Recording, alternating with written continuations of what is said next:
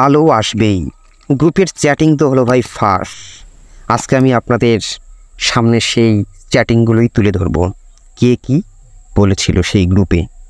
কোটা সংস্কার আন্দোলনের সময় আওয়ামী লীগ সমর্থিত শোবিজ তারকাদের একটি গ্রুপ চ্যাটের স্ক্রিনশট ফাঁস হয়েছে জানিয়ে তোলপাড় চলছে দেশে।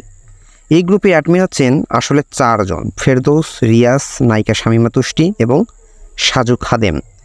আলো আসবেই নামক এই হোয়াটসঅ্যাপ গ্রুপের কিছু স্ক্রিনশট মঙ্গলবার মানে 3 সেপ্টেম্বর সকালে সামাজিক যোগাযোগ মাধ্যমে ভাইরাল হয়।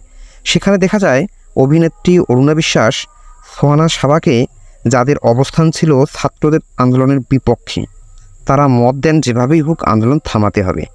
অভিনেত্রী অরুণা বিশ্বাস লেখেন, ছাত্রদের উপর গরম পানি ঢেলে দিলে সব ঠিক হয়ে যাবে। এই গ্রুপে বেশি আনন্দ দিয়েছিলেন জায়েদ খান ভাই।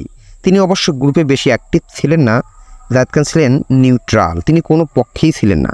একসময় শিল্পী সমিতির অনেকেই যখন বলছিলেন এই বিষয়টা নিয়ে আমরা বিটিভিতে যাব, তখন জায়েদ খান বলেছিলেন, আমি মানসিকভাবে আপনাদের সাথে আছি, কিন্তু আপনাদের প্রোগ্রামে থাকতে পারছি না, কারণ আমি দেশের বাইরে আছি। ভাই রে, জায়েদ খানের কি বুদ্ধি! অনেকে বলেছেন তিনি আসলেই মাস্টার অফ ডিগবাজি। তবে এই গ্রুপের যেসব আর্টিস্ট ছিলেন তারা ছিলেন শেখ হাসিনার খাস লোক। তারা কেন এখন চুপ?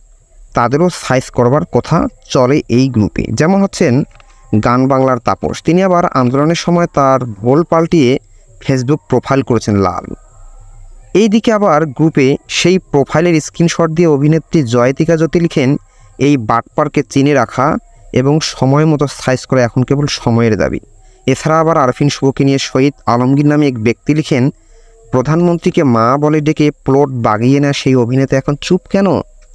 অন্যদিকে অ্যাক্ট্রেস উর্মিলা বলেছেন, আওয়ামী লীগকে নিয়ে ভালো পোস্ট দিতে হবে, ভালো ভালো কথা লিখতে হবে। তারপর এক দফা এক দাবিকে কবর দিয়ে এমন পোস্টও করেছিলেন অ্যাক্ট্রেস উর্মিলা।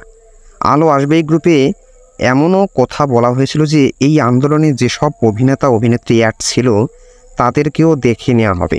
এমনই একজন সাংবাদিক লিমন আহমেদ নির্মাতা মোস্তফা সরোয়ার ফারুকীকে বলেছিলেন তিনি একজন আল কায়দা, এবং গোলাম কিবরিয়া মানে RJ কিবরিয়াকে বলেছিলেন এই গ্রুপে যে তিনি একজন শিবির, কারণ তিনি শিবিরের মতো দাঁড়িয়ে রেখেছেন, তিনি টাকার বিনিময়ে স্পন্সর করেন। অন্যদিকে আবার গোলাম কিবরিয়া ফেসবুকে একটা পোস্ট দিয়ে বলেন, কে লিমন আহমেদ, আমি তাকে একটু দেখতে চাই। এদিকে আলো আসবেই গ্রুপ চ্যাট ভাইরাল হওয়ার পর থেকেই বিষয়টি নিয়ে নিন্দা জানাচ্ছেন শোবিজ অঙ্গনের একাধিক ব্যক্তিত্ব। চিত্রনায়িকা পরিমণিও নিজের ক্ষোভ উগরে দিয়েছেন স্ট্যাটাসের মাধ্যমে। অরুণা বিশ্বাসকে নিয়ে অভিনেত্রী লিখছেন, অমানুষ, হিংস্র, লোভী, এত হিংসা নিয়ে কখনোই শিল্পী পরিচয় বহন করতে পারেন না আপনি, ঠিক আপনাকে। কেউ কেউ বলছেন শিল্পীদের কাছ থেকে এই ধরনের বাক্য গ্রহণযোগ্য নয়। আলো আসবেই গ্রুপে তথ্য প্রতিমন্ত্রী আরাফাত ও সংসদ সদস্য ফেরদৌস সহ ছিলেন অভিনেত্রী শামীমা তুষ্টি, নায়ক রিয়াজ, সাজু খাদেম সহ অনেকেই। বিষয়টি ইতিমধ্যে সামাজিক মাধ্যমে ঝড় উঠেছে।